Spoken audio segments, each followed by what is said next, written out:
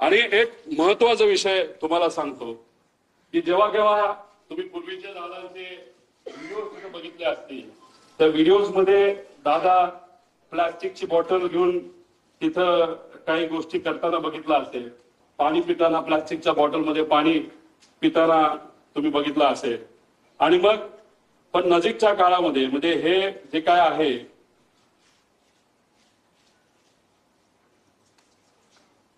आता हे जे काय झालं ते झालं. ही गोष्ट कदाचित दादाच्या मनामध्ये असावी की कधीही काही होऊ शकतं. त्यामुळे गेल्या काही महिन्यांमध्ये दादा प्लास्टिक बॉटलवरनं दादा अशा बॉटलमध्ये त्या ठिकाणी आले होते. का आले होते, कशामुळे आले होते, ह्याच्यात काय करू शकता येत नाही. म्हणून तुमच्या नजीकच्या काळामध्ये काही महिन्यातले जर तुम्ही त्यांचे व्हिडिओज बघितले, मागे सिक्युरिटीचा अधिकारी असतो उभा, तो सुद्धा त्यांचा विश्वासू, त्याच्या हातामध्ये काचेची बाटली असते आणि ती काचेची बाटली अशीच नसते, ती बऱ्याच वेळा चेक केलं जातं आणि त्यानंतर त्यांच्या हातामध्ये ती बाटली असायची. मग दादा प्लास्टिक बाटलीवरनं दादा या बाटलीवर का आले असाही प्रश्न पडतो.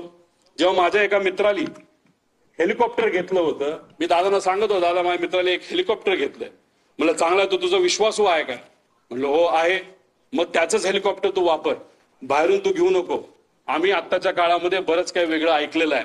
आता ह्याच्यातून ते मला काय सांगण्याचा प्रयत्न करत होते मला तर ते काय माहित नाही.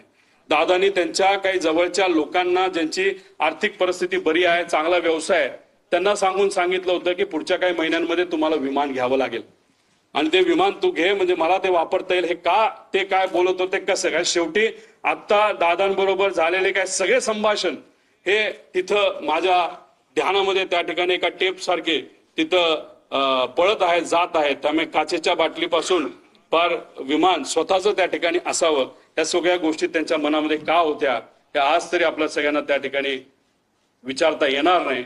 फक्त एवढंच आहे, माझा काका, आमचे नेते, आमचे दादा आज आमच्या सर्वांच्या मध्ये नाही आहेत.